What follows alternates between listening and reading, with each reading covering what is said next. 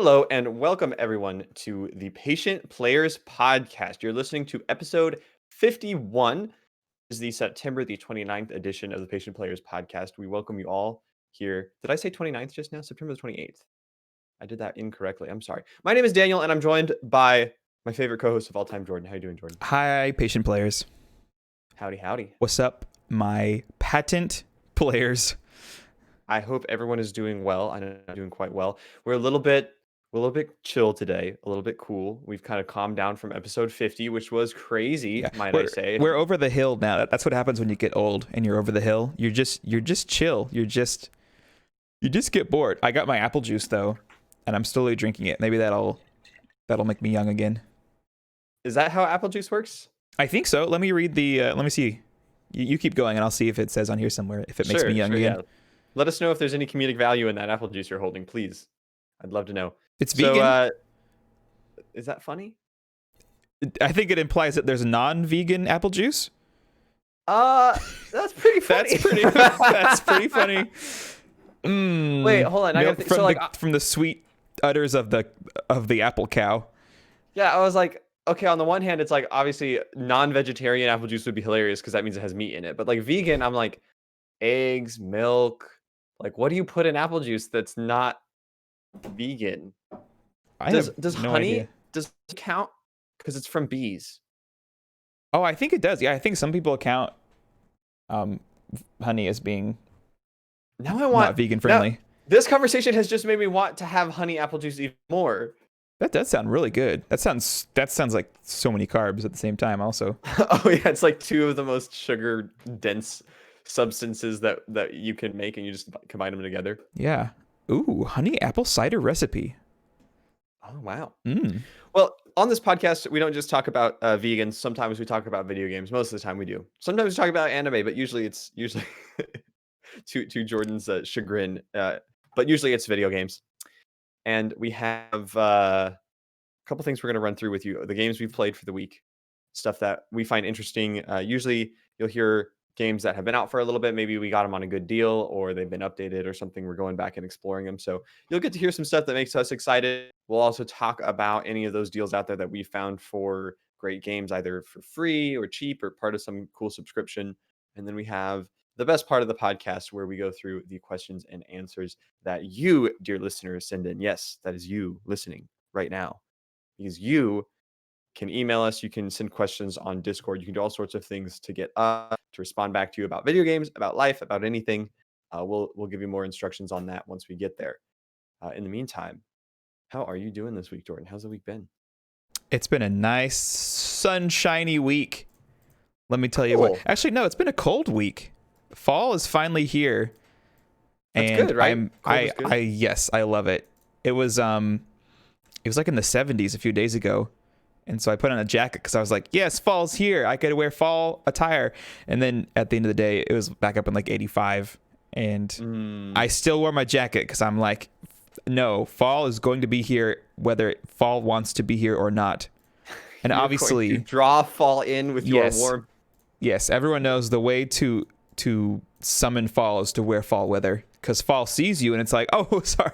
I'm so sorry, guys. I didn't realize. I forgot. I must have slept in or something.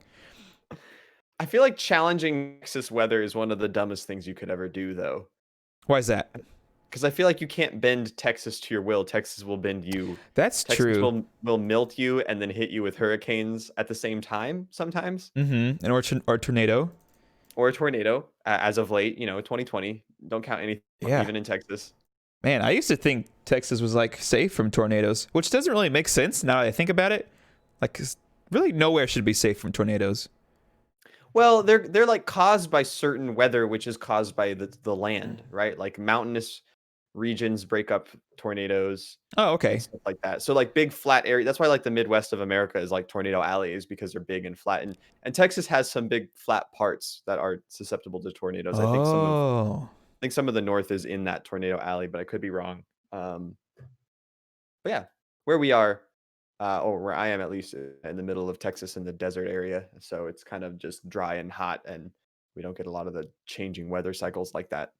Oh, so what you're saying is you're safe from tornadoes. Okay, look, I don't know how much public knowledge this is, but I live in the city of San Antonio, and San Antonio has this bizarre weather effect. Not only have I like learned this, but I've watched it for years, and it's absolutely true. I believe it 100%. There's this scientific phenomena about weather in San Antonio.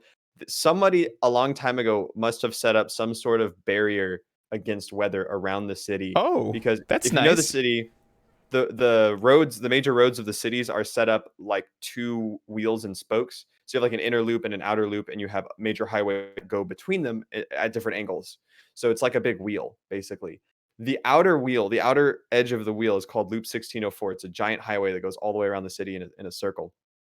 And 1604 has a magical enchantment on it that weather is not allowed to pass. It's like Gandalf is standing there with his staff and it splits. I've literally watched this on radar. What? Big weather clouds will head towards San Antonio and they will hit 1604. They will split and go around it on either side. Like weather, obviously not all the time. Interesting. There's big storms in the city sometimes. Like half the time. That's when Gandalf storms, is taking a nap.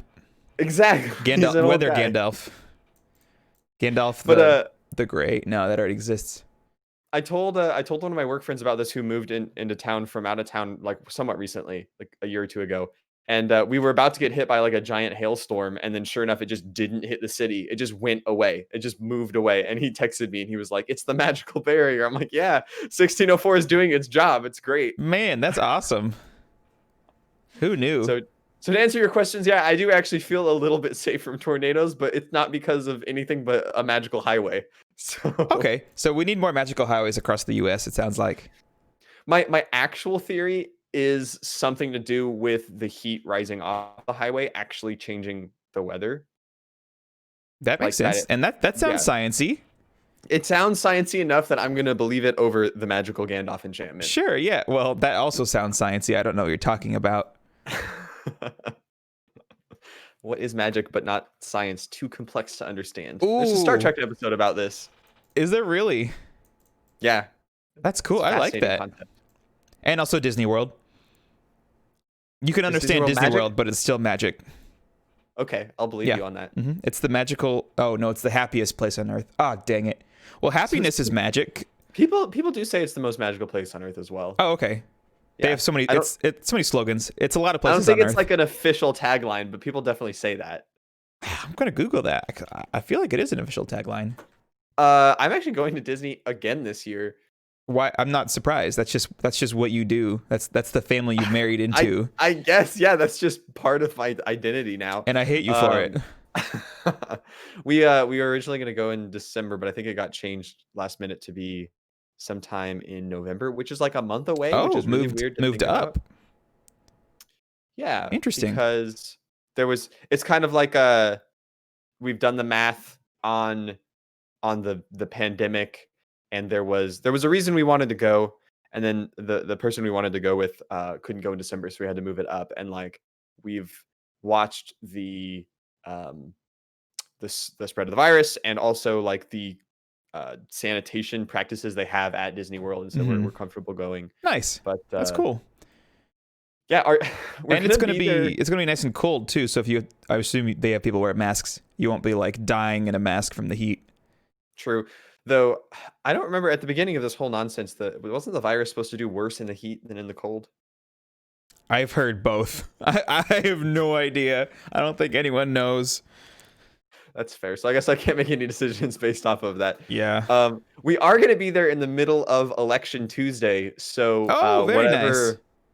Whatever absolute madness breaks out in this country on November the 5th or whatever, the 4th, which is a Wednesday.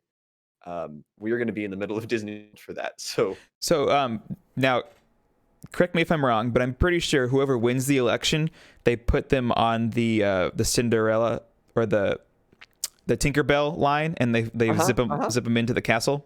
So you get to be there for that. And then as you walk out the door, they're the ones wishing you a good night with Mickey. It's like Minnie's not even there. It's just Mickey and the new president. Okay, yeah, that's what I thought. Yeah, that makes sense. Wow. So that's how I've been doing. And you've been cold but good, and then hot but still good. Wow. Yes, I think that sounds about right. Yeah. Cold but good, hot but not as good, but still good. But wishing it was cold so I could be more good. Okay, there you go. That's your update for the week. So what video games have you been playing? That is about right. I've been playing some more Mario Collection. Oh, have you beat it yet? Yes, if you recall, last week I had beaten Mario Galaxy, half of it. This week I beat the other half. So no, I meant the rest of the whole collection. Oh no. Oh, I'm disappointed. No. Oh, see what I'm doing? Me and Keaton are doing this backwards. I'm starting with the newest one and 100%ing it and going backwards. Keaton also this week 100%ed Mario 64. So we both got all the collectibles in each of those. And so I think we're both on Mario Sunshine right now, actually. Cool. Yeah. I still haven't gotten a chance to play it, mostly because the times I'll talk about the games I have been playing, but I've been playing those a lot when I get a chance to play games. So there was only once I can remember being like, you know what? I feel like playing Mario right now. And it's the time when my wife was playing Mario. And so since we're not opening the second copy, I was like, I'll play it later. So I still haven't booted up Sunshine, but I want to start with Sunshine because that's cool. I don't know if I have an explanation that I care to explore on the podcast. I just want to play Sunshine. Daniel, can I just say? No. This is I need to take a deep breath. Whew. Okay. Breathe in, breathe out. Listening. My ear is even somehow closer to these headphones. Who gave Mario Sunshine the right to be so freaking hard?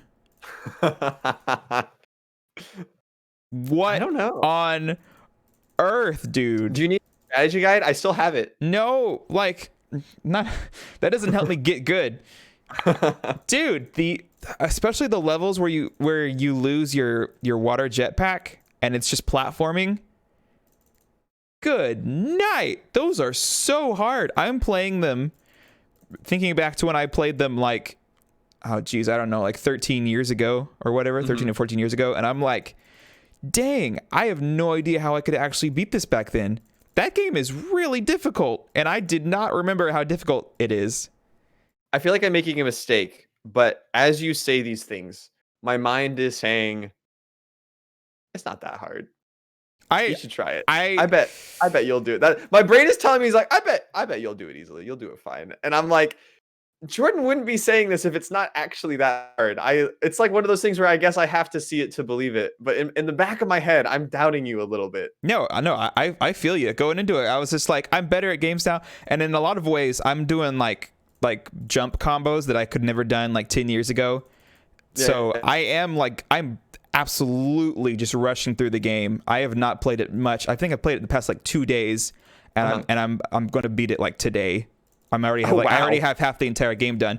But the levels that I get stuck on are just so difficult, and they're not all for reasons that a game should be difficult. It's like, okay, you know, the very, very precise movements you need to make on staying on a cube that's like rotating on a platforming level. And if you just just nudge the joystick in the wrong direction, Mario's like, here we go, and just yeets himself off, and it's like, no, and then it puts you like back at the very beginning, and then if you run out of lives, it boots you back to like the hub world, and you get to go back to the it's hard in that, where it's like one little mistake that isn't necessarily your fault can set you back like another like 20 minutes for one shine collectible, and then you go to the next one and you get it in like 2 minutes, and you're like, oh, okay.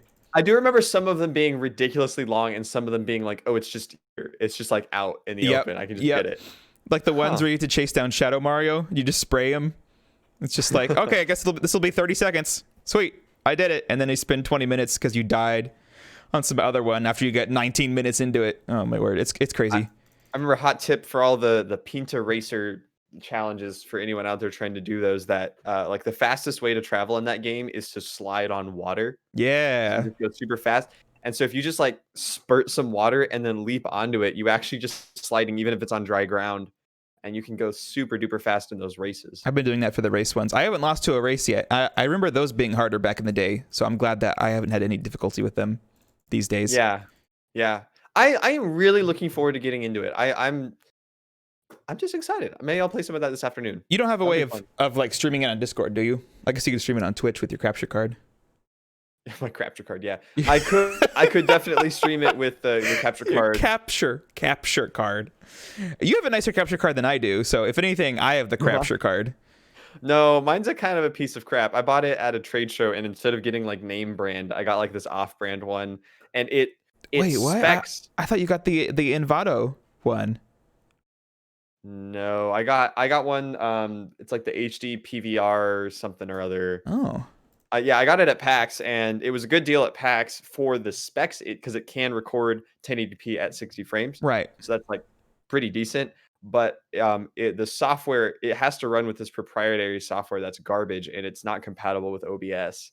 And Oh like, no. yeah, I hate using it. I really hate using it. I really wish I had a different one. I should probably just buy one, but I don't stream consoles like ever, Right. so I haven't Yeah. really needed to. That's been on my list too, of like things I want to buy that like I don't want to buy. If you know what I'm saying. Like I want a nicer capture card to where I can stream like console games to Discord, That or sounds like a Christmas gift, buddy.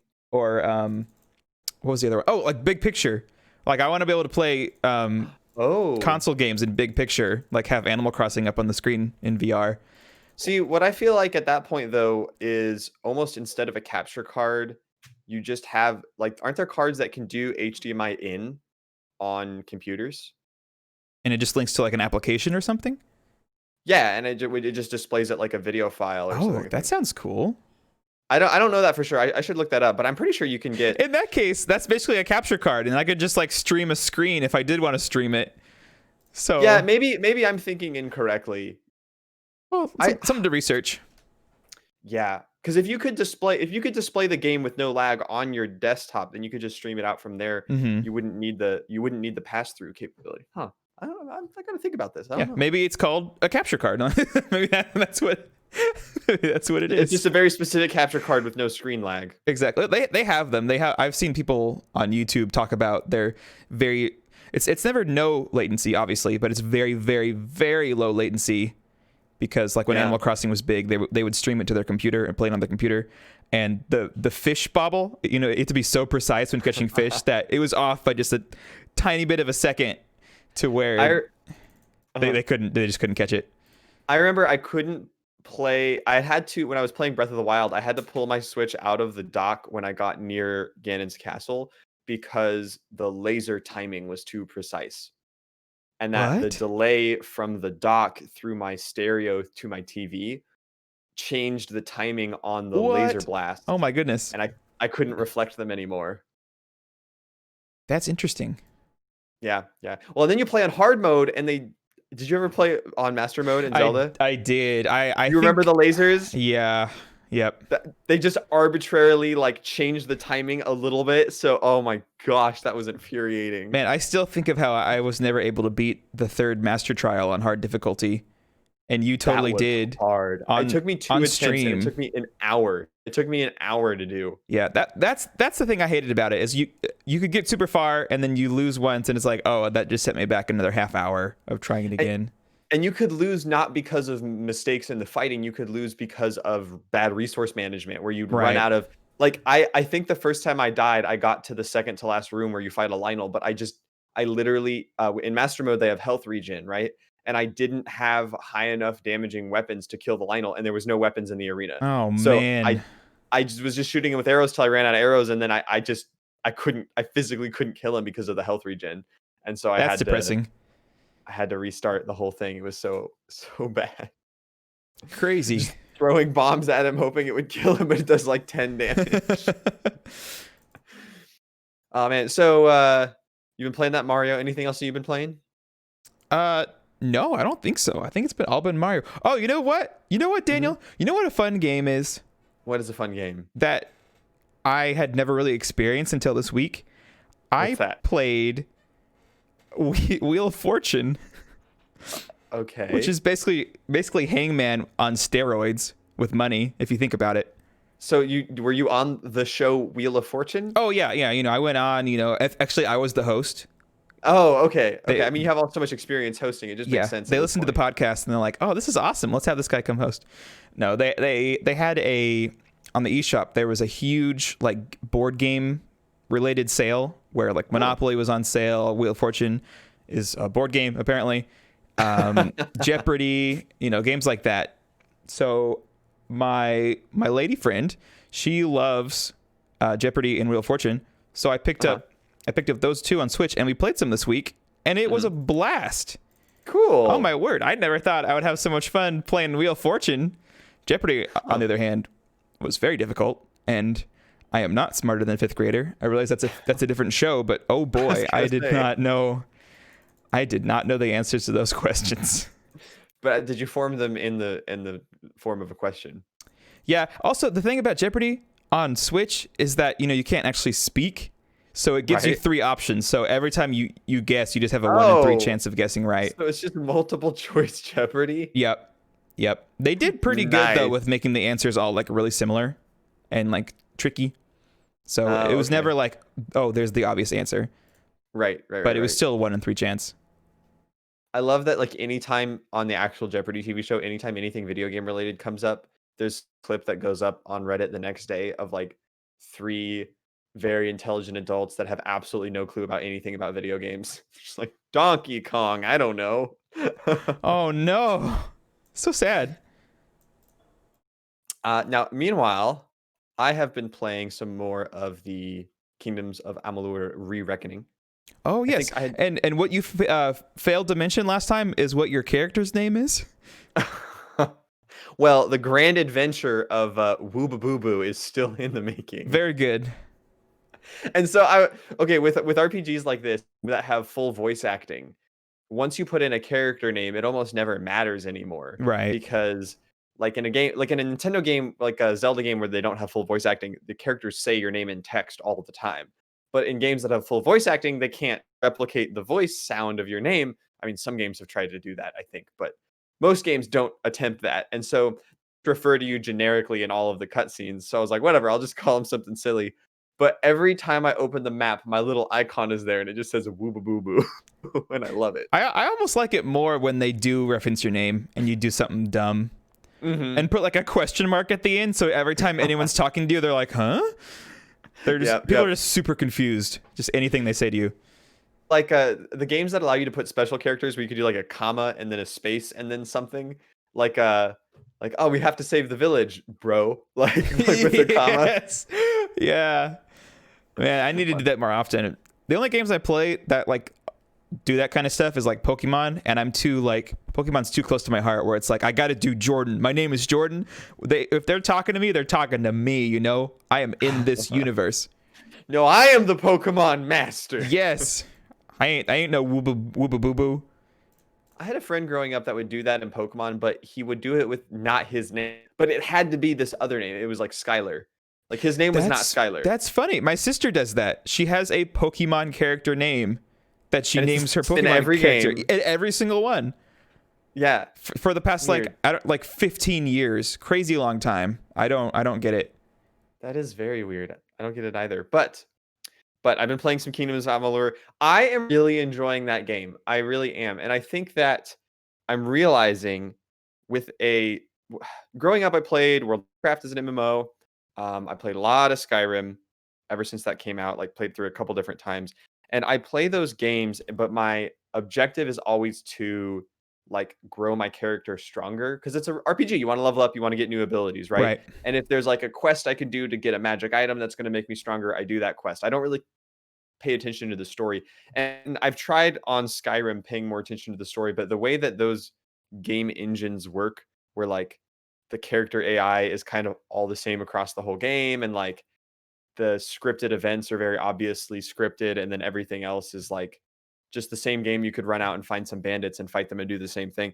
So the story of those games never really captured me that much. They were kind of just serviceable. They were a sandbox that I could play in. And this game, I'm really enjoying it more. Like the characters and the dialogue are very interesting so far. And I think I mentioned this last week that when the game first, the writing was a big like selling point. They had some famous authors on it, the fantasy authors. That's fancy. Or fantasy, I guess. And I can really tell that they've put the effort in. Like I'm really engaged in what's going on, even in like the little side villages I get to, and they've had interesting choices. And I've been purposely not like making choices to metagame the like best option for gold or whatever, because my character feels strong enough as is. Like I'm leveling up pretty fast. I'm getting items pretty fast. I don't ever feel like the reward for doing something I don't want to do is worth it, because I'm gonna find more powerful gear just playing the game anyways. Hmm. And it's really taken the pressure off of this like power grind. I'm not just trying to like slam out these quests to get EXP and like get stronger. I'm actually trying to like complete stuff and complete the story and like save people. And I really, really like it. It's super good. That's cool. Because in the past, you've also referred to it as an offline MMO, right? Yeah, I would say it feels still like that. Okay, Yeah. because you love those games, and I guess that's for the same reasons that you just mentioned, that you love MMOs. Well, I like playing. I mean, I've only played maybe 2 or 3 of them, and let's be real, I mostly just played World of Warcraft for a couple of years Hmm. growing up. And I didn't even play on, like, the actual servers. I went in and modified the game files to point to a private server that Right. was free. Yeah, I remember Because that. I was a kid, I didn't wanna pay $15 a month to play a game, right? I didn't have that money. And so or if I did, that was, like, all of my money. Hmm. So instead, I was just playing on these private servers and, like, yeah, I loved playing those for hours, but we've recently tried to go back to World of Warcraft, and the time investment is just a little too much for me right It's now, like nuts. I don't know how yeah, anyone does it.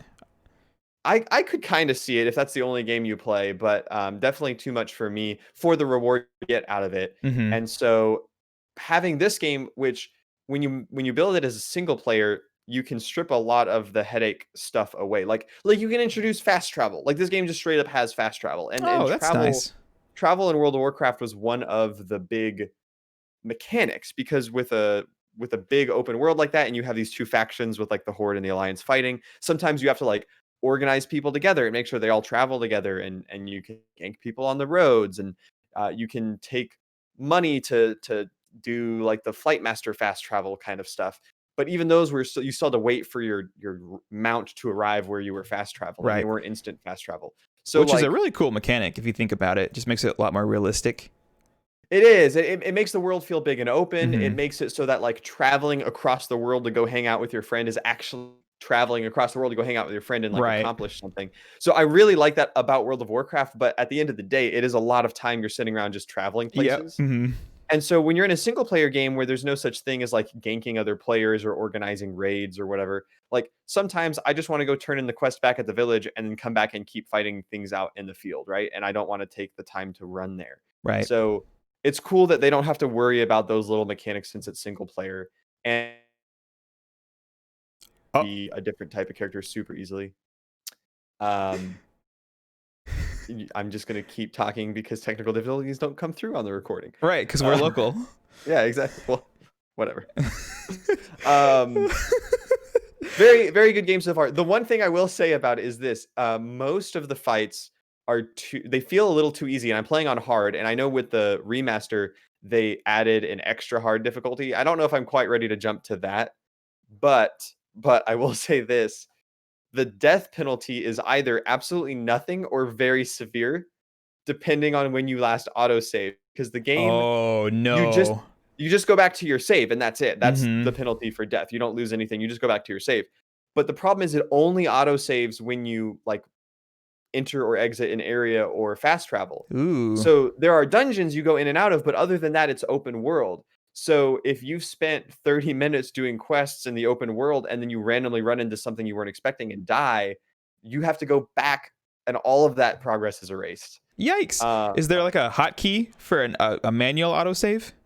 there's a quick save, but like if Okay. I forget to quick save, so and that's what I mean where it's like it's either too harsh or not harsh at all, because if I use the quick save, then it's like, oh, there's a big scary enemy. I'm just gonna quick save. Oh, I died, whatever. I'm just gonna fight it again immediately. Hmm. And like at that point, there's no penalty. So I don't know what the solution to that problem is, but I've definitely been kind of breezing through some of the difficult stuff.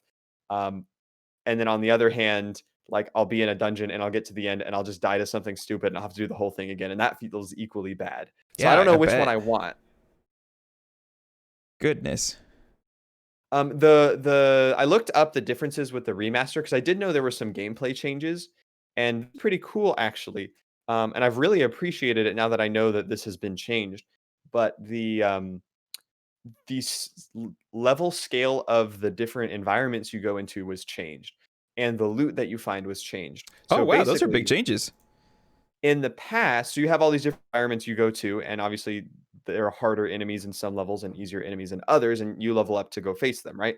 Well, because you could either just run through the main story of the game or you could do all these side quests, they don't want people who do the side quests to be ridiculously overpowered and like have no fun later on. Mm-hmm.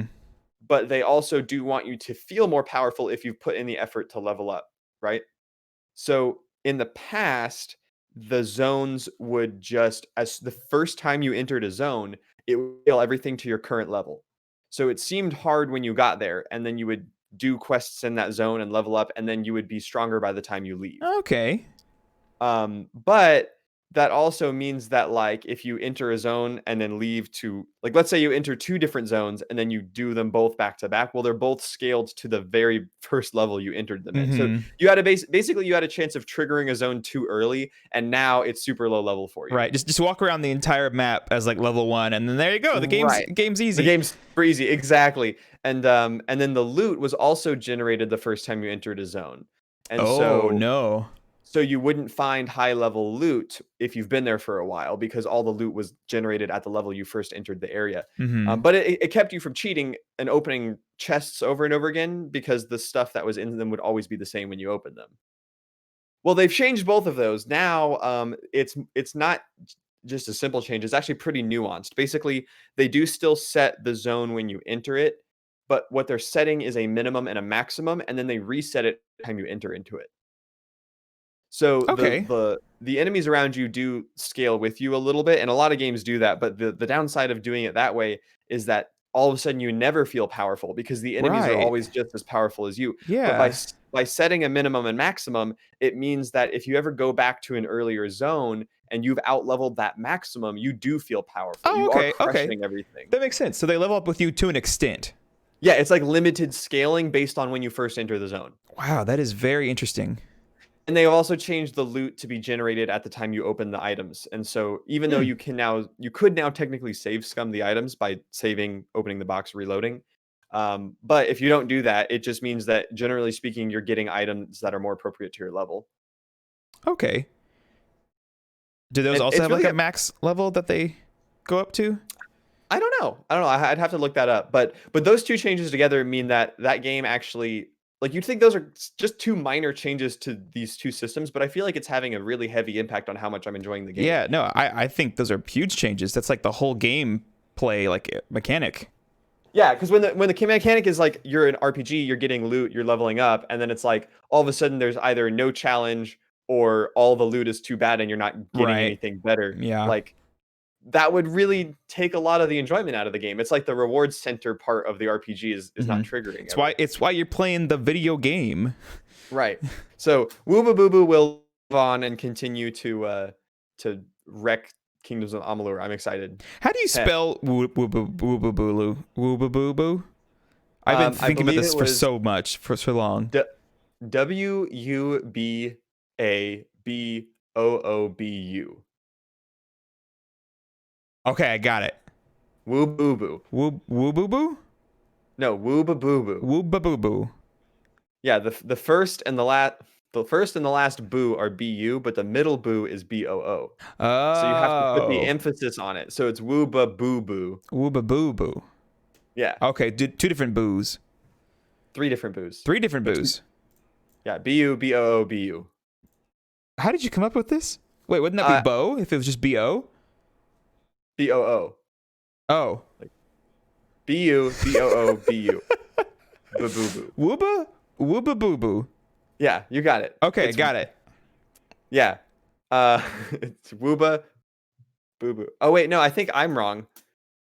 Because now that I'm saying that, I think when I spelled it for you, I added a syllable that doesn't exist. Wooba. Anyways, Wubabooba lives on in whatever that game was called. Kingdoms of Amalur Re-Reckoning. Very nice, very nice. I think there's one that we're going to talk about for a little bit. So before we get into that, let me just mention I have been playing more Heroes of the Storm, but this is a little different. I'm not just been like playing it and nothing's happening. I am this competitive season, I am actually focusing on trying to rank up a little bit and get into the higher No. ranks. I mean, you can do it. I believe in you. No. Why do you say it that The way? one game where I outranked Daniel and in ranking.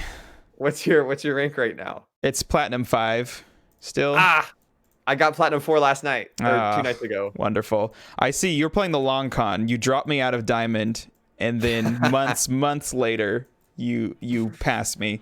What? That's a low blow, Daniel. That's a low blow. Okay. Let me offer a counterpoint here. Mm-hmm. I looked up your stats on Hero's profile last night because I was looking at my stats. Those are not accurate at all. Those represent like a tenth of the games that I've played. You realize we already discussed how that. How many Storm League games have you played this season? Oh, Storm League games? I have no idea. Like 2 or 3. Okay, so I am both on a competitive Heroes of the Storm team that has 3 times a week practice and matches, and I also spend some of my free time watching Grandmaster players streams. And I have put in roughly 50 Storm League games. Oh, Not wow. 50. I've won 26, and I think I've lost. I'm at like a 60% win rate. So nice. I think I've put in like 30 That's really or good. 40. 60 is really Storm good. League games. Yeah, it feels good. I've risen from like gold, middle of gold 1, all the way through Platinum 5. And I'm now at Platinum 4. I'm like 2/3 of the way to 3. So I didn't think ranking up was possible in any game. I am putting in the effort is what I'm saying. So perhaps it makes sense that I am climbing a bit above you due to the number of hours and effort that I'm putting into it. You know what? Let's talk again once you get to Diamond, because that's my high score. So if you beat my high score, then there you go. You get the trophy. I'm hoping I'll get all the way up there. That'd be cool, actually. That'd be really cool. Yeah. I wish we had more friends that played this game, honestly. Still played this game. Yeah. I actually haven't played this game in weeks just because I've been busy. If you ever want to play, please message me because I don't have to just do ranked matches. I will happily jump off and play something else. Yeah, I did the other night, but by the time you were done, I was going to sleep because I was tired. It was super late that night. Very sad. All right. Now, I think we have at least one more game we have to talk about some more. Okay. Because I know we've both played it this week, and that is Among Us once again. Yeah, still going strong. Great game. I'd say even stronger than last week. Really? Well, for you, maybe. Yeah, definitely for me.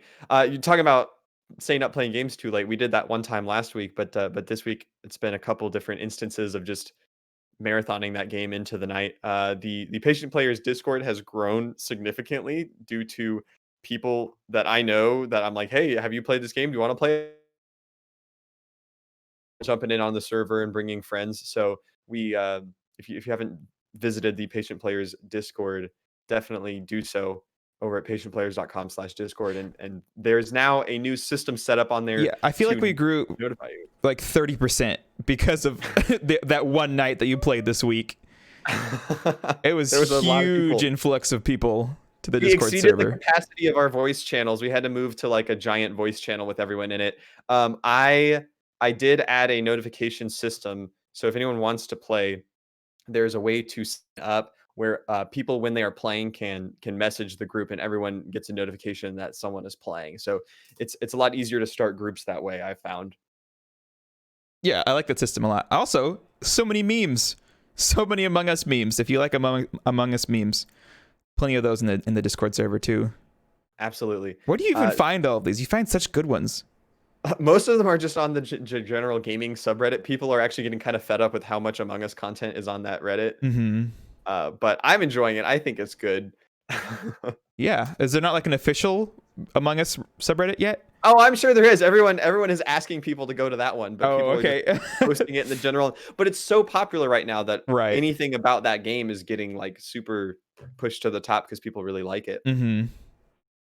Any new things for you playing that game, or basically the same? Yeah, same thing. I still want to play the new maps, for crying out loud. I still haven't played the other ones. We always do the one spaceship one. I've specifically waited for you to do it. Like even in that big group I really appreciate it because like I'm really excited to try the new maps. Yeah, even in that big group of people, I only played the original map still, and I've been waiting. I want that original crew that started playing with me to all jump into those new maps together. What? Who was in that original crew? Was that 6 people? Oh yeah, it was like a triple date night. Right, and I think we had a 7th join later on, but That game is so good. I will say though, the original friend group we've played with have a couple players in there that are kind of new to gaming in general, and so let's talk about the tasks you have to do. They take a little while. They uh they don't they don't go too fast on those. Well, I played last night with 10, not last night, 2 nights ago with 10 people, and all of them play games a lot, and they Oh, were that sounds really diligent about their wonderful. tasks. It is a totally different feel when you're the imposter in that situation. Like you have an urgency that I've never felt with our group. Like you have to Interesting. be sabotaging and killing people basically as fast as you can, because if you don't, it's going to come down to those last few tasks. And the thing is that with that game, when you die, you can still do tasks, but you can actually even do them faster because you can go through walls. Right. So like as you kill people, it's only easier for them to do all of the tasks. So Oh, interesting. Yeah. it's like a really big time limit. We actually had to go in and customize the settings to add in additional tasks because we were completing them too fast for the Whoa, imposters. no way. Dang, that's crazy. I remember, that's funny you mentioned that. I remember earlier this week we were playing with some people, and some of them I was getting I was getting so upset because like all of us had beaten our tasks and we're just like waiting to win, and we're like, who hasn't done their task yet? Like we're all done and we're just standing here just waiting Going around as a group of like 7 people. And I think it was someone who was dead too, and they were just like, oh, I still have mine. And it's like, hurry up, we're trying to win the game. This is a major mechanic of the game. You have to complete things. Exactly, yeah. I will say, I think the last time we played together, I left that desk extremely salty. It was I do real rough remember that night. Yeah, you were dying a lot. I was imposter twice in a row, and there were some issues with my co-imposter that kind of messed me up there pretty easily twice, and that frustrated me. But I was like, oh, it's okay, it's a fun game, we'll keep playing. And then I proceeded to be the first kill 4 times in a row. So I didn't really get to play the game at all. Daniel, that's called like strategy. You know what happens when you're dead? Nobody says anything. There was one time you were dead, and I was just like sitting there, like, what would Daniel say? So and so, what room are you in? I was like, this is so much harder when Daniel's dead, because like no one's being like rushed along to discuss things, and we're all just like, well, I don't know, like, what are you doing? I'm sure I think it's so found this out. I don't know. I'm sure you found this out, but I'm very good at that game, and I love playing it because I'm good at social engineering games. And my wife and I have had some conversations about this, and she's talking about how scary it is that she feels like I'm very good at being deceptive.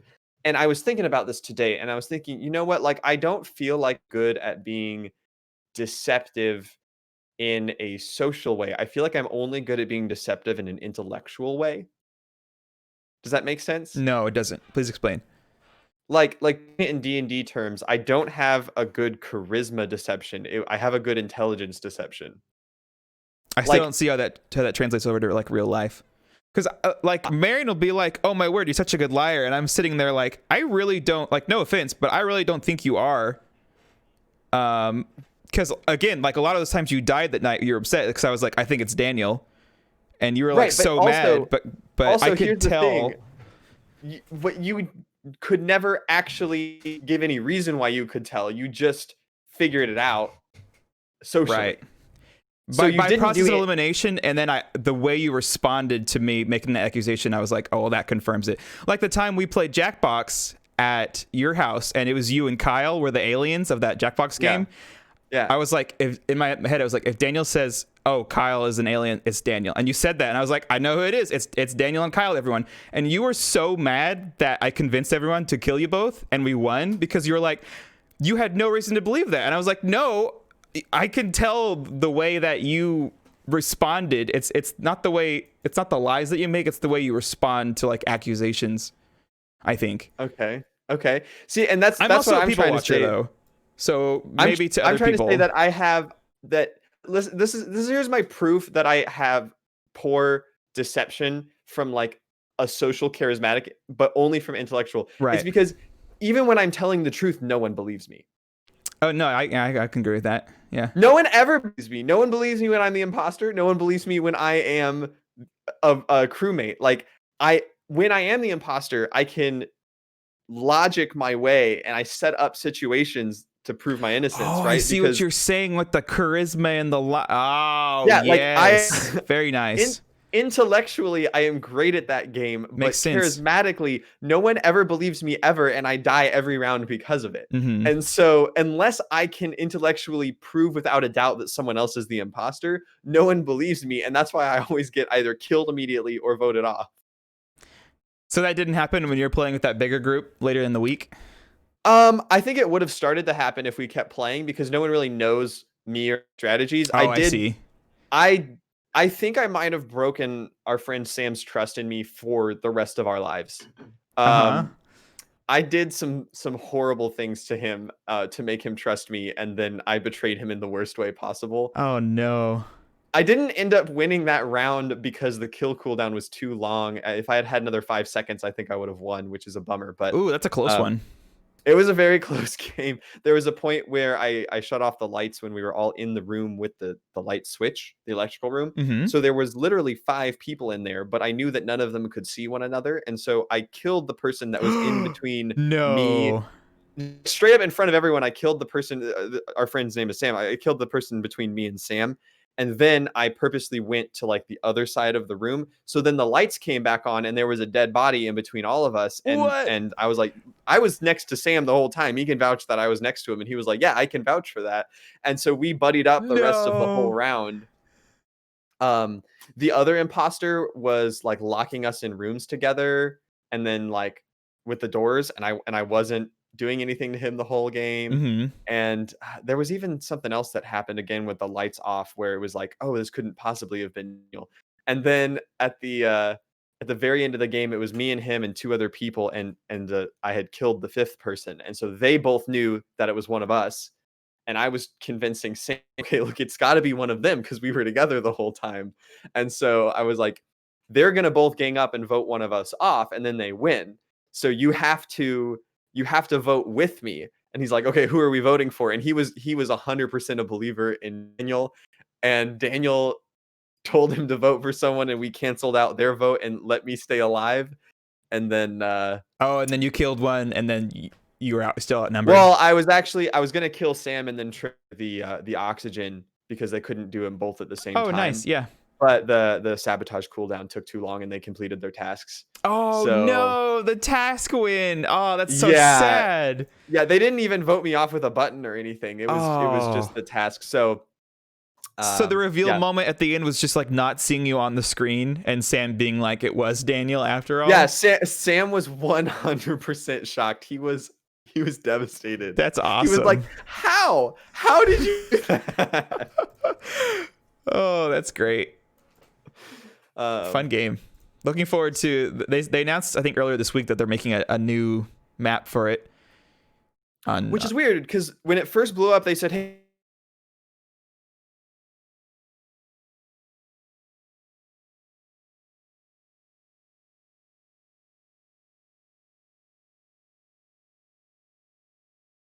Yeah, yep. Yeah, no, I agree. Yeah, yeah.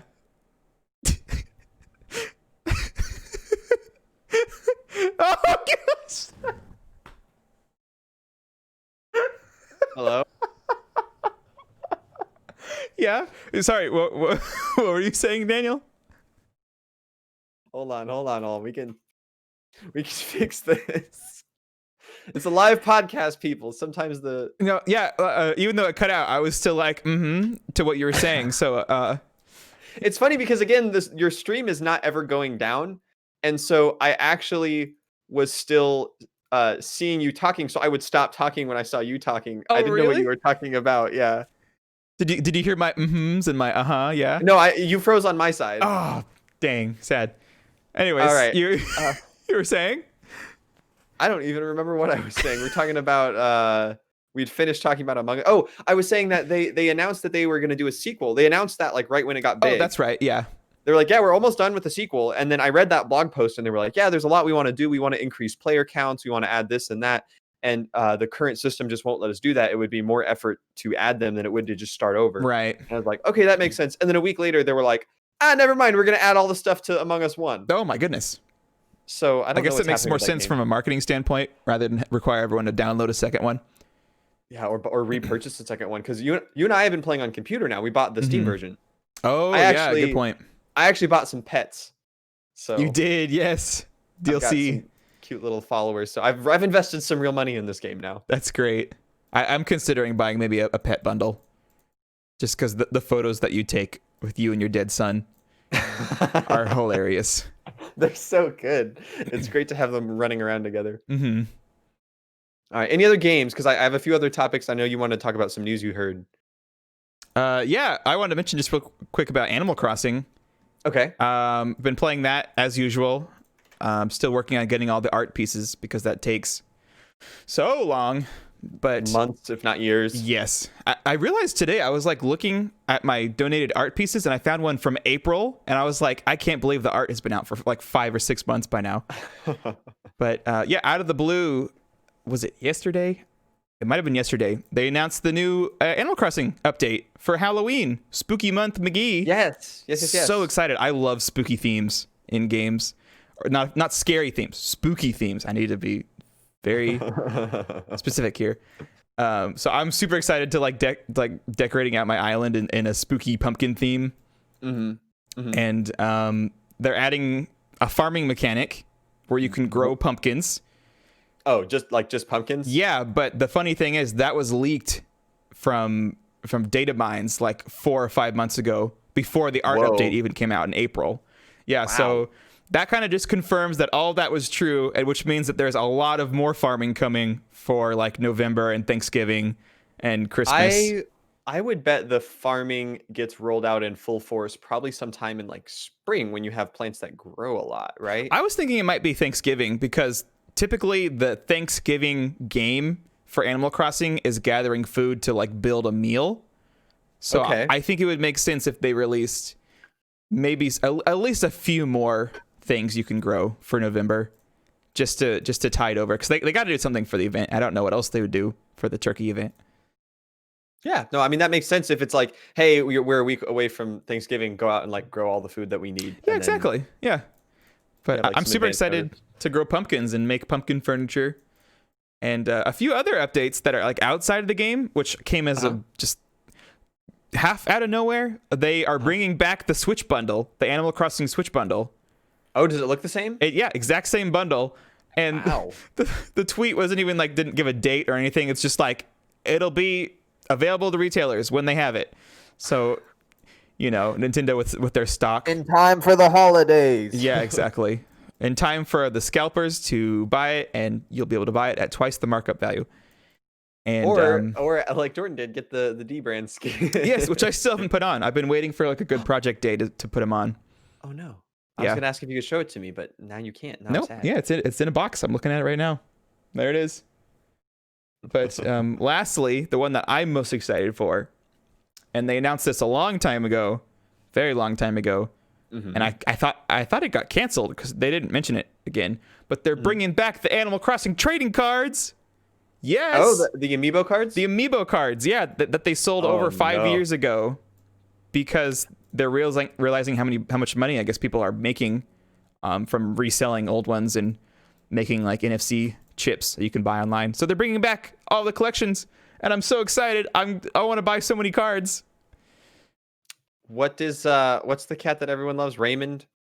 Oh yeah, I wonder if they'll That make Raymond card is going to go for $500,000. Well, here's the thing. Raymond is from the new game, and the amiibo card collection is from the old game. So Right. all of the new characters don't have cards. That's what I'm saying. Raymond is going to be selling like hotcakes on eBay for like $300. They're bringing back the old collection. They didn't announce that they're making a new collection. You don't think they could possibly be releasing new cards without adding the new villagers, right? Well, it is Nintendo, so I'm just going to go ahead and say, yeah, I think so. But as I said that, I realized how dumb it was to Yeah. assume things about Nintendo. And here's a main fact why I think they won't do it. It's because they sold them in series, like series 1, 2, 3, 4. I don't think they announced enough new characters to make a new series out of them. I don't know if that would stop Nintendo either, though. I could see like a Series 5 with like 4 guys in it. And you just buy one pack and then you have them all? That'd be really or strange. you get duplicates. Oh, but you just get one pack where just all 5 cards are the same person. It's all Raymond. You're like, Oh, I'm my a word. millionaire. Yeah. There is a chance that they didn't actually make all of the characters with the other 4 series, but I'm pretty sure they did because there was like 300 to 400 cards. But if they didn't, then yeah, they could just throw in the new ones they made with a new series. I think that'd be awesome. I mean, if they wanted to make a lot of money, they could do like, here's our card packs. You have the same series, but now each of the old series has like a very rare chance of having one of the new cards. That would be terrible. Right? It's like, because that's what you do with card packs, right? Yeah. You have like 9 common and then 1 like very rare. And so it's like, there's a chance that you'll get a very rare of like this new guy that you want, and they're spread out across all of the series. I would hate that. I hope they do that the least. Which means they're probably likely to do it the most. Oh no. Anyways, Sorry to ruin your day. That's all on Animal Crossing that I have. Cool. I have some follow-ups from last week on the Oculus. I remember kind of on air I was talking about the Oculus Quest 2, some of the new features around that, and the idea that it's so crazy that it's so cheap now at $300, and that I wanted to upgrade. So what I ended up doing was I have the Quest 1 at home, and I have the Rift at home that I've had ever since it first came out. And then the Quest 1 I was selling, the Rift I was selling, but I turned around and actually, like, as soon as the podcast ended, after the post stream, because my wife was there watching the stream, I was like, "Hey, we talked about the Oculus, but now that we have separate offices, we could play stuff together if you had one. That's cool. That's really cool. Do you just want this Quest 1? And instead of selling it, you'll have the Quest 1 and I'll have the Quest 2. And that way, the other thing is right now, there are games that we own that she wants to play in VR, but she never does because she's, I think, A, a little bit intimidated to set it all up on the computer, and B, she's worried about taking away the computer from me. Right. So, like, we still haven't played Psychonauts Rhombus of Ruin. We still haven't played Moss all the way through. And so I was like, this could be your headset. You could play it whenever you want, as much as you want, and then I'll have my own, and then we'll just split the cost on the new one. And she agreed to that. So I basically sold it to her for half the price of the new one. And then meanwhile, my Rift did actually sell for a little bit less than I was hoping, but I got like $150 for it off a local marketplace. Very nice. So I think together with her paying half of it and that 150, I think I'm getting the new headset, which is $300, the $50 like Elite headband, and the carrying case, which is $50. I'm getting all 3 of those accessories.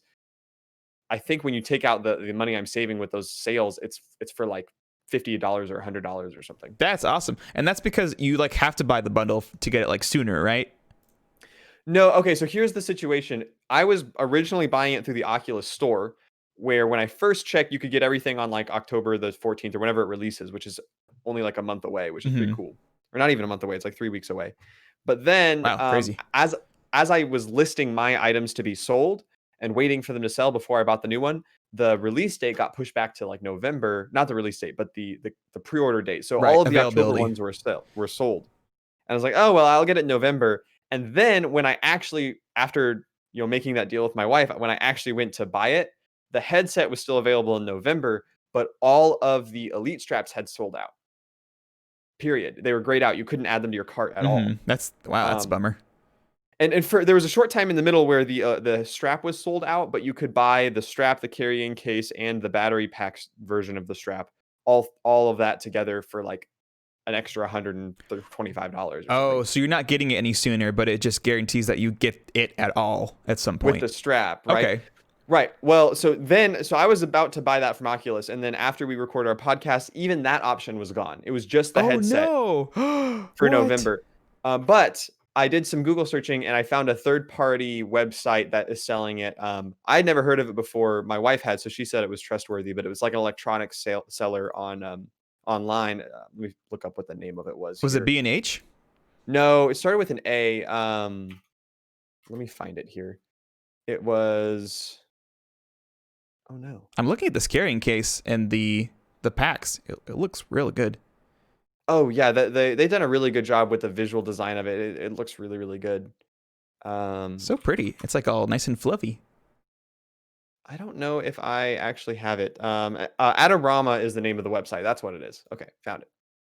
So Adorama had it listed. They had it actually at the original release date, and they had everything in stock. So rather than being forced to buy like the super bundle that had the battery pack and the carrying case and everything together, I was able to buy the one without the battery pack and the carrying case, and I got the whole thing for a little bit cheaper that way. But Dude, that's now I have it awesome. on my way in October. Dude, that's crazy. So you're getting it on release date with all On the release date stuff. with the accessories I wanted, just because I didn't buy it through Oculus. I bought it through someone else. Oh man, very nice. And also, I didn't even think about how fun it's going to be to do big screen with you and Marion at the same time. That'll be really Yes. cool. Yes. So that anime date, when are we doing that? Is it like day one that I Oh get the Oculus no, Quest yet 2? another person to pressure me into doing the animes. Oh man. If we do that, I would need to have like my Switch screen, like the capture card I was talking about, so where I could still like be doing something that I care about, and then maybe have the anime on the background. Maybe But like, Jordan, how are you going to read the subtitles? maybe just no, I don't like the Japanese voiceovers. I'm sorry. I realize that English voiceovers are inferior. I accept that, but I like English. I speak the English. All right. As long as, you know what? Anime is a lot like you got to start it a little bit and then you get hooked on it and then it kind of pulls you in more. So I'm okay with starting it off just with a little bit light touch, a sprinkle of anime, if you will. Okay, yeah, on a cupcake of doom. The other thing was last week I mentioned the Genki dock that I had some errors and I had to return it. And Oh yeah. the service on that was pretty nice. It's obviously unfortunate I had to return it and not use it for like a week, but I just got it in the mail today. I got the replacement. I plugged it in. Everything's working fine. So I like it. Works Nice, sweet. Yeah, how much does that cost again? Because I've been looking at keeping my eye on that idea. I don't know. Now that it's like out and being sold in stores, let me see. It's not like a Kickstarter project anymore. Mm-hmm. If I go to their website and I look at their shops, you can get it for $75. Oof, yikes. Still less than the Nintendo dock though. I don't think so. Thought the Nintendo dock was 90, wasn't it? Oh my word, is it really? It is, isn't it? I think it is. I think the new Joy-Cons are like 70 and then a new dock is 90. Okay. Wait, is this a Yeah. third party dock? Oh my word, that's weird. But the I can't Genki believe dock that is thing's so expensive. it goes well with that other thing I bought a few weeks ago, the Mayflash arcade stick, because the Genki dock has one HDMI port, one USB-C for your Switch, and then one USB port, so you can plug in an accessory. So you couldn't plug in multiple things, but you can plug in like a controller or one of Oh, I the see. cords Yeah. for the GameCube adapter if you want to play Smash Bros or something. Mm-hmm. Or I think they also did that so you can plug in because Genki also sells the Bluetooth audio stuff, Mm-hmm. so you can plug in like a Bluetooth audio thing and listen to it that way. Oh, But sick. it works with my arcade stick, so I just plug in my arcade stick, the Switch, and the HDMI, and I plug the dock in, and I'm like sitting there playing Just Shapes and Beats on the arcade stick. Oh Super man, fun. that's awesome. You should look into getting. They have a. I think Nintendo has an official one for like $20. It's like a little stand for the Switch that with the USB. It's basically just it's a stand and a USB like rerouter at the same time, to where you can hook Oh. it into the stand and then plug something USB into the side of it too, so that you can still Okay. like. Is it USB-C? Yeah, USB-C. It's basically just it takes the port and it goes puts it on the side. I might like that for my desk because what I've done is I've taken the Genki dock and it used to just sit next to my Switch travel case. But now, because it's more reliable because it doesn't overheat and everything, I just have it plugged in by my desk. So this monitor I'm using to do all this stuff on my computer, I just have a USB-C cable like sticking up next to my mouse cable. Oh, And I can nice. plug the Switch into that and it'll come up on my monitor.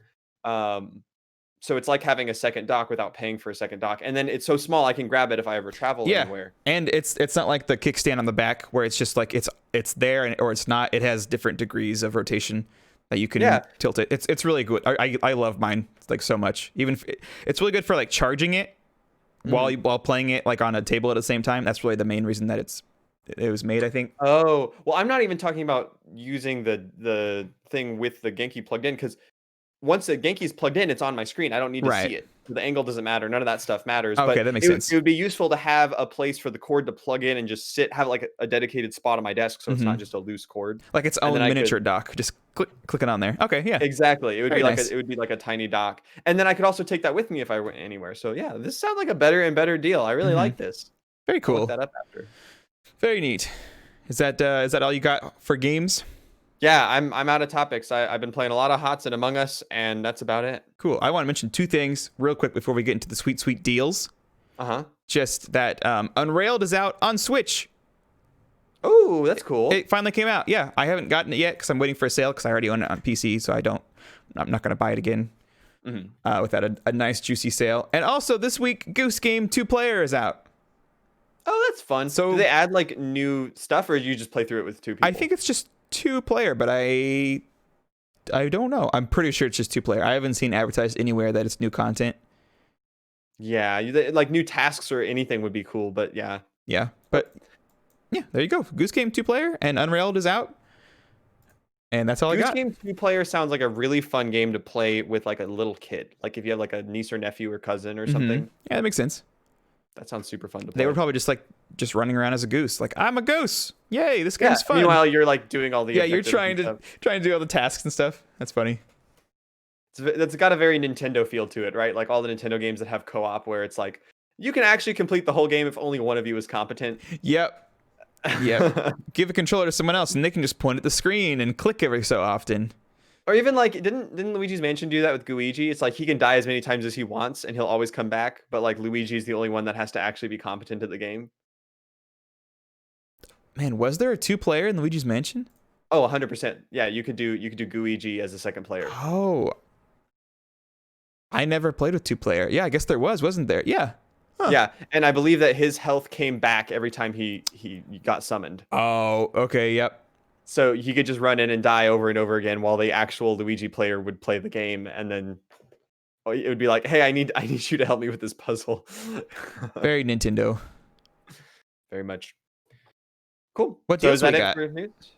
Deals. We got a couple new ones. Now, unfortunately, we are not close enough to the end of the month for the PlayStation Plus or Xbox deals for Games for Gold for next month to be out yet, the October games. But look forward to next week where we get to talk about that stuff. In the meantime, we have... Well, let me just start with what might be the biggest news this week about deals beyond even the news we talked about, beyond new consoles even.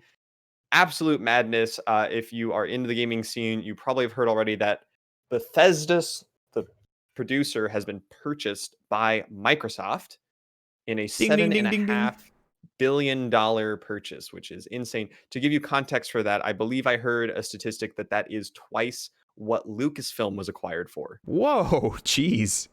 $7.5 billion for Bethesda, which is crazy. But why are we talking about that in deals and not in news? Well, though it has not happened yet, it has been confirmed. That means that since Bethesda is a first-party studio of Microsoft now, they are a Microsoft game studio.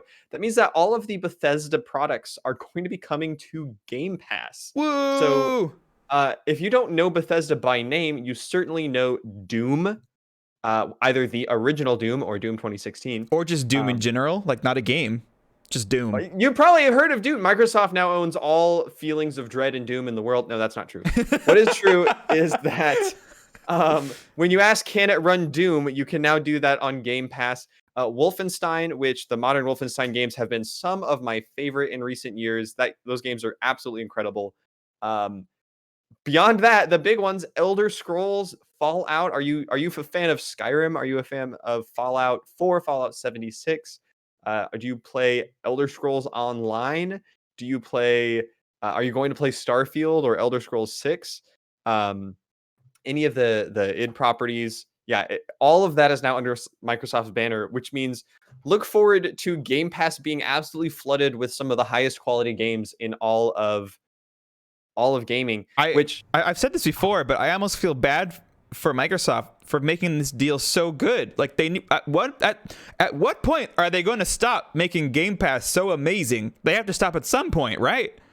And how Surely. weird is it? How weird is it that we are saying that a week after they announced doubling the price for PC? Yeah, but still only up to $10. Oh Yeah. my word.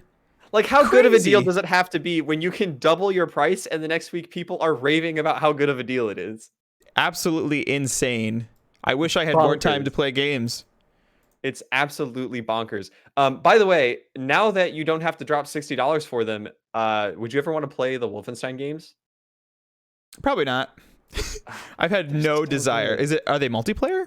Are you saying that? No, the most recent one, the offshoot one where you play as like the two girls is technically multiplayer, but that one isn't the same quality as the mainline games Oh, because okay. the story, like the part of Wolfenstein you play it for is the crazy story. Like the shooting is fun and the levels are fun, but like Mm-hmm. you play it to find out what happens next because it's nuts. Okay. And that one I heard was kind of meh. It didn't really play into any of the strengths of the main series. Mm. I mean, I've only ever heard good things about it. It's just that I've never like pursued that thought. So So good. I guess that's a good recommendation from you for me to try it out sometime. Yeah, and I am pumped knowing that because the first game I bought it on a sale and I loved it and I played through it. I was like, this is amazing. The second one, I bought it I think basically as soon as it came out because I was like, it came out in a time when I actually had some extra money and I was willing to pay full price and I was like, I just really want to see what happens in this game, and I loved that one. And so the third one, I was like, I know whenever they announce it, they haven't announced it, but the storyline was set up for a trilogy. So whenever the third one ends up coming out, I don't know if I'm going to jump on it immediately at full price, but I really, really want to play it. And now I don't have to jump on it at full price. I can just play through it on Game Pass. Wow, nice. Did you buy the first two on Steam? Because Yeah. I can just mooch off your copy there, can't I? Yeah, you can do that. Oh, never mind. Do I not have your copies anymore? Oh no. I You gotta don't. fix that afterwards. Oh yeah, I guess my computer must have reset at some point. So, anyways, if you've had any question about Game Pass in the past, definitely keep an eye out. There's no, I mean, the purchase was just announced, so it's not like they've actually merged companies or anything yet. We don't know when all that stuff's hitting, but I mean, there's not anything standing in the way, but for all of the Bethesda games to be released. Oh, also Dishonored is Bethesda. I forgot about that. Dishonored is a great Oh stealth game. yeah, Dishonored. Dang, Yeah, they've got a lot of good properties. so Um, good. moving on from that to something that's more relevant to this week on Game Pass, the Microsoft, excuse me, the Halo collection, I believe has finally reached its final game. Oh Um, wow. Halo 3 ODST came out earlier this week, so we will be, ODST. yeah, Halo 3 ODST. It's a game. It's different from Halo 3. Oh, that's not like soundtrack or something. No, Sounds no, like something that would be like this is the official. that's OST. Oh, okay, that's what I'm thinking of. Official ODST, soundtrack. I don't know what it stands for, something in the game. It stands for like an elite squad of but ODST is like, whereas Halo 1, 2, and 3 are a trilogy of it, like this adventure that all follow the Master Chief and it's like an action game. ODST follows, I think, like 5 or 6 people that are part of like an elite investigation squad. I'm sorry to interrupt the podcast, but there is an ice cream truck outside of my house. That has literally never happened to me in my Oh, entire life, but I am hearing an ice cream truck. I thought you were just about to be like, okay, be right back, Jordan. Keep him busy. I mean, I could do. I don't know what's keeping me here, honestly. I'm watching an ice cream truck drive past my front door. Wow. Okay, I'm sorry. That was just too weird and bizarre to not Interesting. stop my life Do you for. think they had the SpongeBob icicle things? I don't know. I'd probably get the Sonic one instead. Oh, yeah. Good choice. Anyways, I'm sorry. I'm completely distracted by that. So Halo 3 ODST follows like a smaller group of people that are not the Master Chief, but they are like detectives, and it's kind of like a mystery game where the whole game takes place in kind of one area, and you go around and like solves clues to a murder, but there's also shooting in action because it's still a Halo game. So Okay. that one's out there now. You can play it. It is available on Game Pass, and it's also available. I own the Steam copy, so it's also available on Steam now if you have the Oh, Master Chief nice. Collection. Nice. Wow, and that's really the last one in the collection? Well, they started with Reach, which was obviously Halo 4. Oh wait, is Halo 4 coming? I forgot about Halo I would 4. think it would. Well, if Halo 4 is coming, that'll be the last one. But of everything on the old consoles, on the 360 consoles, um, and prior to 360, it was Halo 1, 2, 3, and then ODST, and then Reach. That was the order they came out in. And when they released the collection on PC. Reach was the first one that they did, and then they went back and did 1, 2, 3, and now ODST. So if they're doing 4, that's the only one they have left to do. Okay. Well, that's cool. Very nice. Yeah, but I think very exciting. The last one to talk about when it comes to Game Pass is Game Pass for PC now has Night in the Woods available. What?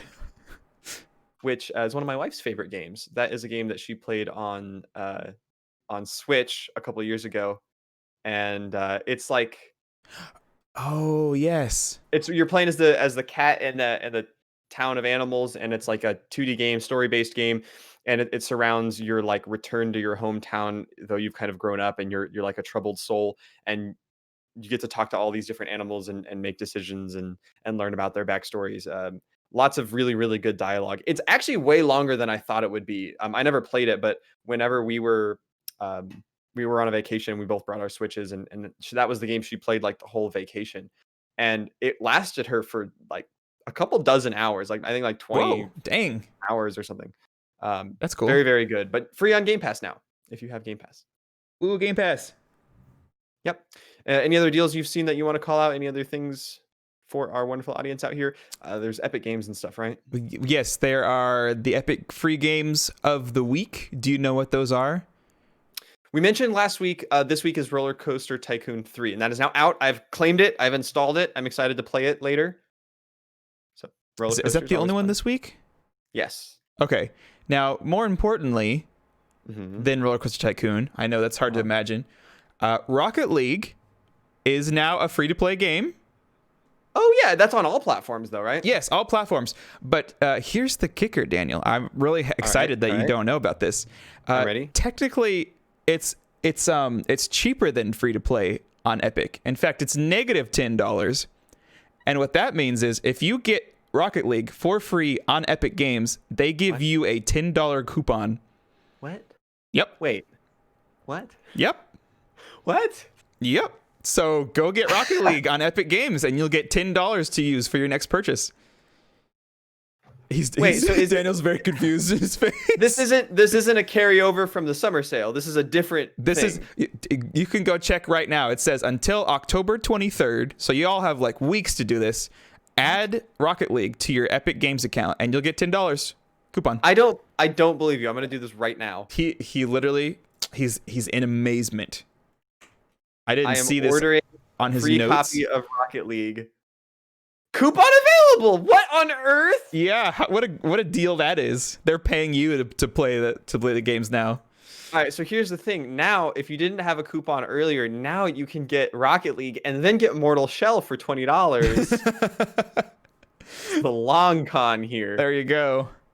Epic is giving away money. What on earth? And that coupon expires November 1st. So so you have to spend it in the next month. Yes. Oh, that's unfortunate. I liked the ones that went on for months at a time, and then whenever a game came out that I liked, I was able to just get it with the discount right away. Wow, that's crazy. Okay, well, there's literally no reason not to. Oh, you don't even have to have the Epic Store installed. You just have to go to the website and just claim Rocket League for free, and you get $10 off your next Epic purchase. Which, I'm curious if they're doing the thing where it only applies if it's over $15. It does. I just saw when I loaded the coupon, it has minimum currencies, $14.99 US. Okay, $14.99. So yeah, so the cheapest you can get a game is like $5.30, I believe, if it's $14.99. With tax, depends on what your tax rate is in your location. Oh, true dat. Yep. There you go. Wow, Rocket League. That's a great game, by the way. We didn't really mention that, but it's soccer with cars. I played Rocket League for the first time in probably a year and a half or 2 years last week. Oh, really? What was the occasion? It was just a date night with me and Mary, and we were like, what do we want to do? And I was like, I don't know. You want to play Rocket League? And she was like, that sounds fun. And so we just booted up Rocket League, and we started one of the seasons where you play against the bots, and there's like 9 rounds. You go to playoffs and all that. But there's bot seasons? What? I didn't know that. Yeah, so like you go in and you say like start a new season, and it's like a sports game where you like make a team, you make a logo, and you make a color, and then it pits you up against like 8 other teams, and then you play a season against each team, and That's then cool. If you win enough, you actually get put into playoffs, and you can win the season. I didn't know that was a thing. That's such a fun game. It's very fun, very very fun. I think we were also playing it on my new laptop because that's something that can run pretty easily on the laptop. Ooh, beautiful. Yep. So go get that for free now, I guess, if you didn't already own it, because they gave that game away for free when it first launched on PlayStation Plus, and then since then there's been a million chances to get it on every platform known to man. And now it's for free on every platform known to man because that's their new pricing model. Yep. And remind me, that's one of those games that does have crossplay, and it did end up getting crossplay across the two different consoles, right? The major consoles. I'm pretty sure. I think it might have been the first game to have crossplay across consoles like ever. I think it was the one that kicked it off. Fortnite was the one that kicked it off, and then I remember Rocket League was very quickly behind Fortnite, like, hey, why can't we do this too? I believe Rocket League was, I think it was like the second one ever to get it. Really? I could have sworn it was the first. January of last year. When did Epic get crossplay? I don't know. But the point is that Rocket League's out there for free. You can play it on PC for free, on Switch for free, wherever you want to play it, you can get it. You have failed to mention next week's free game, though, Jordan. Oh, I didn't see what it is. What is it? How could you miss Pikuniku? Hey, Pikuniku. We played that at PAX. Yes, the little bean game. Not Among Us, the bean game. This is a more literal bean game where you're like a little bean with legs, which I guess also describes Among Us, but it's not in space. It's more like in a fantasy land. I'm starting to realize, like, you know how like when Overwatch came out, all these other games came out with like that cartoony graphics. You know, it was like the big thing. I'm wondering if bean games are going to be the next big thing. Because is that because Fall Guys and Among Us? Yeah, Fall Guys and then Among Us. Like what's going to be next? What bean adventure is going to be next? I don't know. Did you see that Fall Guys tweet? Yeah, I know exactly the one you're talking about. Yes, I did. All right. That's all. No further comment. No. Okay. Yeah. Great. That was a tweet for sure. Okay. Email time. Is that all of our free deals? I think so. Yeah, I think so. Well, next week we'll have a lot more. So definitely listen to next week's episode. We'll talk through all of the monthly deals because it's the beginning of October next week. Very nice. Alrighty. Best part of the podcast here is the emails section. Will you take us away, Jordan, on our first email? Yes, I will, because I have it pulled up as I always do. You're totally prepared. La la la. I'm just not stalling. I'm just reading the email. And now I'm going to read it out loud after reading it in my mind. Hello, patient players. This is from Miranda. Thank you for writing us again, Miranda. I've been hearing about / playing Among Us a lot recently. Back to the beans again. And therefore, I have some questions for you. Okay. What is your preferred role in Among Us? Is it crewmate or imposter? And what does your character look like? And where were you when the body was found? That too. More importantly. Preferred role. I did forget to mention, so let me just correct that right here. If you want to send us emails, you can email us at patientplayerspodcast@gmail.com. And you can also send us questions through the Discord over at patientplayers.com/Discord. There is a podcast questions channel you can use there. And you can send us questions throughout the week. You can send us questions while we're doing recording or any number of ways. And we would love to get those questions from you for our podcast. But to Miranda's questions, do you have an answer? Or should I begin? Yeah, I guess the imposter. I guess that's the fun part of the game, you know? Mm-hmm. Surely. Mm-hmm. I think some people would also say it's the stressful part, though. I think there's some people who don't like being imposter. Oh. I like it. I get excited when I'm the imposter. So that's why I want to say... That's why I want to say, I guess, it's the preferred role. What's most exciting, even more exciting than that, is when I'm the imposter and Daniel's also the imposter. You cut me off, too. I was going to say that, like, the most exciting moment in that game is when I hit play, and then it comes up with me and Jordan next to each other as imposter. I'm like, oh, we're going to destroy these people. Yeah, and we got the matching, like, PP, patient players' names, PP Dan and PP Jordan. Like, Daniel, these Jordan, guys are toast. So well, good. And now you got to buy a pet so that we can both have our little pets. True. All right, yeah. Don't talk to us or our sons ever again. Because we will kill you. What does our character look like? Well, that's kind of answered with the pet thing. I generally go between, I have like 3 outfits. I have blue collar working man who's brought his son to work. So that is Oh my word, blue, you have names for them?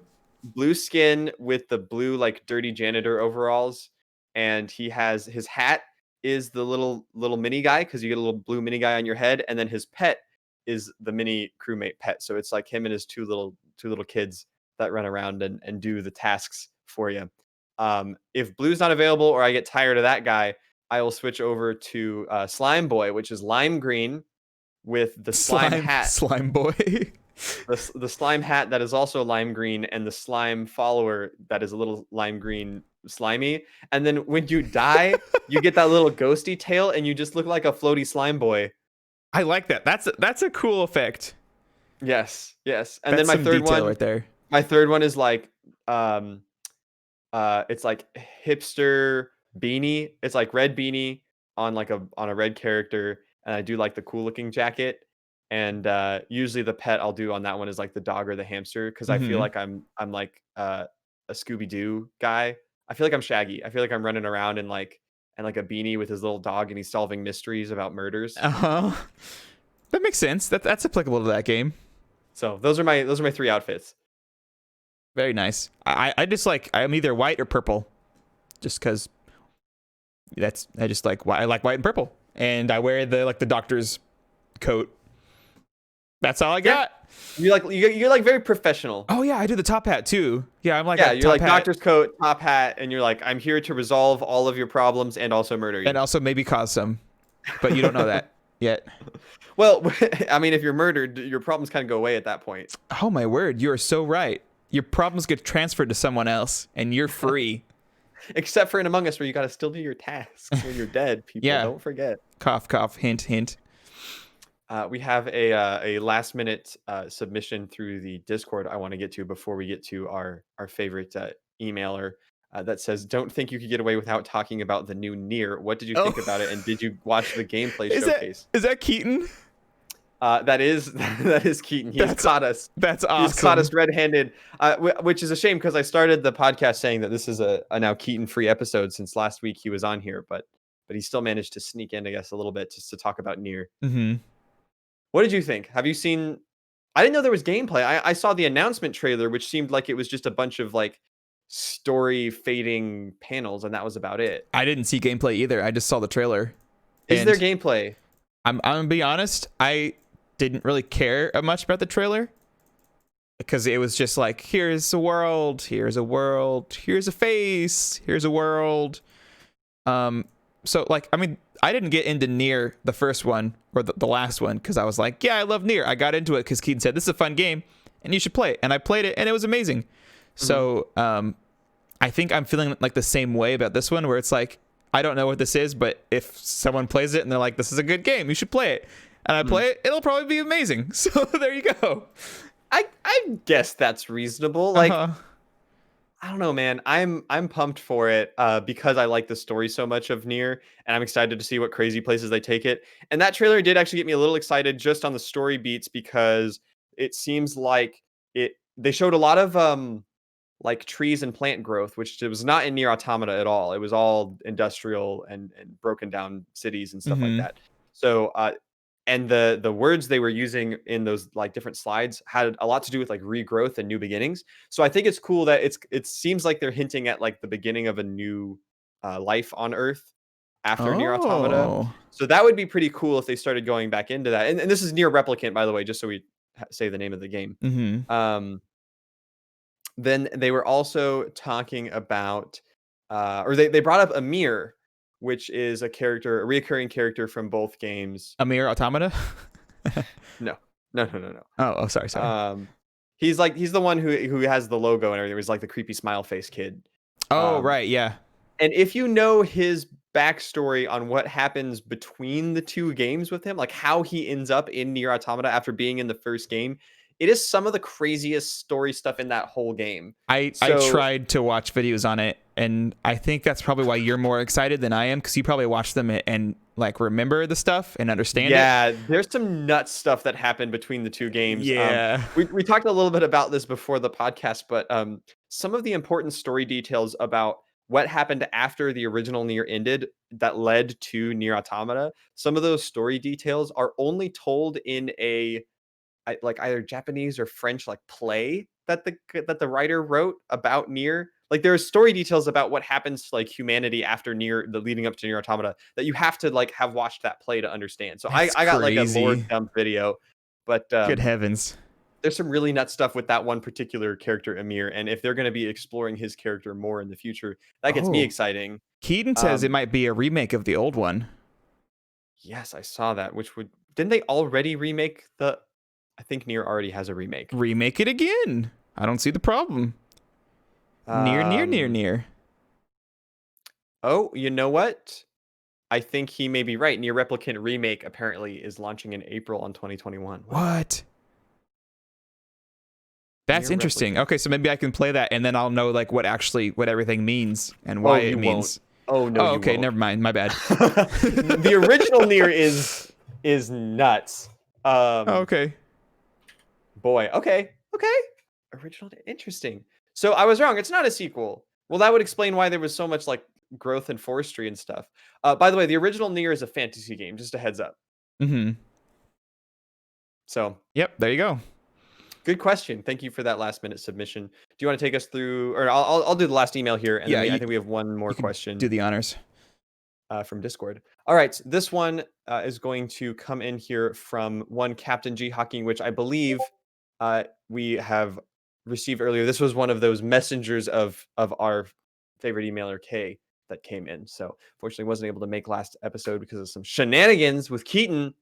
But anyways, this is the message dictated by Captain G Hawking. Says, salutations, it be me again, Captain G Hawking. This be me second log of my journey at the end of the world.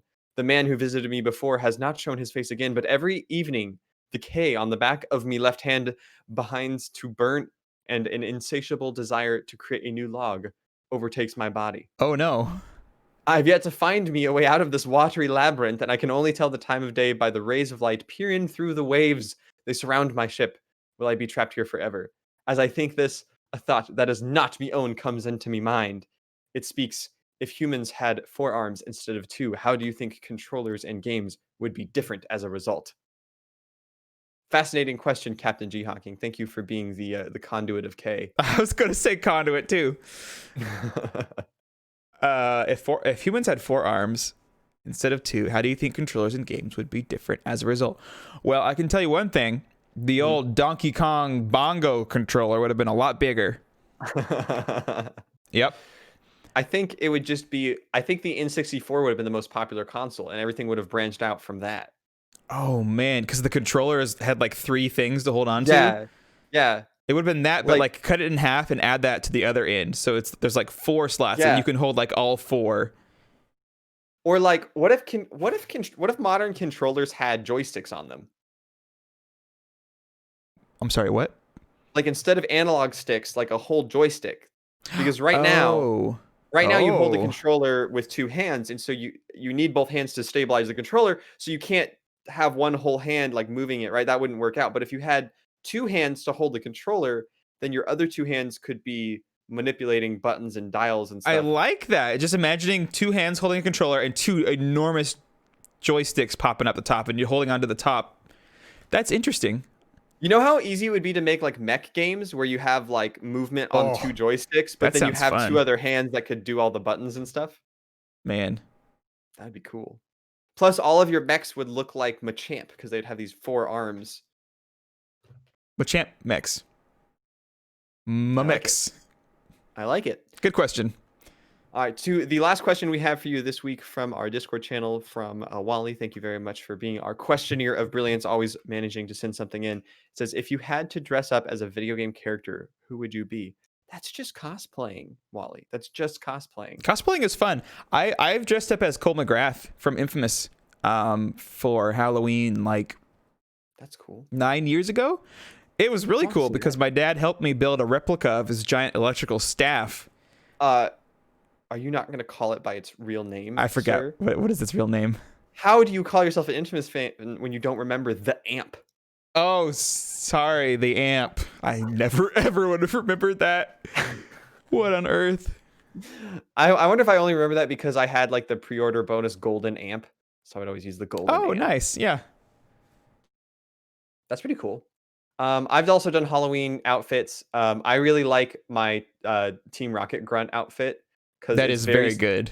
it's very simple, but it also is like super spot on because it's just like black like utility cargo pants, like work pants, a belt, all black shirt with a big red R on it, and then like a gangster hat. And the first time I went to a Halloween party as the Team Rocket Grunt, I on the belt I did like fabric glue, and I glued on Velcro, and then I took these styrofoam balls and painted them to look like Pokeballs, and put Nice. styrofoam, or I put the opposite side of the Velcro on the back of those balls, so they would all Velcro onto my belt, and I could pull them off with the Velcro and throw them, and I could just attach them back onto my belt with Velcro. And Dang, that's a lot of work. just to complete the outfit, my father-in-law, I was not married at the time, we were just dating, but my wife's father just so happens to have an actual bullwhip. And so I was Okay. like, "Hey, can I have this whip?" Because the Team Rocket Grunts always standing there holding the whips. Yes. Yep. And so and so I had like all these Pokeballs in my full outfit, and then I just walk in with this actual real life bullwhip. Oh my word. It was great. I actually snapped the whip at one point, and it was so old that like two of the fronds on the end like flew off. Ugh. So I stopped snapping the whip because I didn't want to break my father-in-law's whip. But That's good. And usually, I think like once per year you dress up as that also for PAX, right? Or what, one day per year at PAX? well, I did last time we went together because Mary and my wife wanted to do a Charizard cosplay Mm-hmm. because she had a Halloween outfit that she did with like she made some like I don't know if she's pipe cleaner like I don't know what she used. She used some sort of material with fabric to make Charizard wings, and then Oh, she like had like a she would little be the Charizard? yeah she you were there for this. I don't remember her dressing up as a Charizard with Yeah, wings. She had Charizard wings, and she had a little Charizard beanie hat, and she had like a little orange dress she wore to make the full Charizard outfit. And then I went as the Team Rocket Grunt. Um, the uh, the For best part of that day at PAX was getting challenged by someone dressed up as Ash, and they were like, "I'll defeat you." And then he goes to grab his Pokeball, and he drops it, and Pikachu falls out, and I grabbed the Pikachu. what? And I was acting like I was about to run off with the Pikachu, but then Uh-huh. I like laughed with him and I gave it back to him. And we're like, that was funny. Oh my goodness. I only remember her dressing up as another trainer. Like I can't picture her as a Charizard. I remember the beanie, but I don't remember the rest. Also, there's a So that was name a for few that years kind of ago. Oh, okay, a few years ago. Okay. Last year she matched her Pokemon trainer from Pokemon Let's Go Pikachu, and then she also had a little Pikachu, a Build-A-Bear Pikachu that she had in her backpack. I So remember she was that. just cosplaying as her Let's Go character. Okay. Yeah. There's like a name for cosplaying where it's not like actually dressing up, but it's like you match like the colors of what they're wearing, like in the same spots, and it's like, Well, oh, I'm dressing up. are you thinking of Disney bounding? Yeah, I think is that what it's called? Yeah, but that's just people go to Disney World, and because you're not allowed to cosplay at Disney World, they Disney bound where they color match. They do ski Oh, matches. okay. So that doesn't like apply to anything else in life. You I'm can't sure people do it, but I don't know. Oh, Disney bounding for Pokemon. and Marianne clarified she didn't wear her wings to PAX because I think she wore them for Halloween, and they might have gotten a little busted up Oh, before okay. PAX. I was gonna say I don't remember Marion going with any wings, chicken, buffalo, or Charizard. They were like little tiny dragon wings. They weren't like big Charizard wings. They were like little tiny Charizard wings on her back. It was kind of cute. Oh, okay. Very nice. Wow, is that going to do it for this week? I think that's it. That's the Wow. one. Over the Thank hill you episode. for joining us, episode 51. We're finally going to be a year old next year, episode 52. And I look forward to seeing you there. That's not actually true. We had a lot of weeks off, but episode 52 is coming next Oh week. my word. Yeah, you're right. Our 52nd week of recording. That's true. That's true. Next week. Next week. Crazy. That's really cool. I didn't realize that. Mm-hmm. And I think we're probably gonna have more to talk about on the deals because we have the new monthly stuff coming out. So look forward to that. And we will see you then. Thank you very much for joining Woohoo! us. See you guys. Adios. Join the Discord to play Among Us with us, please. Yep. Beans.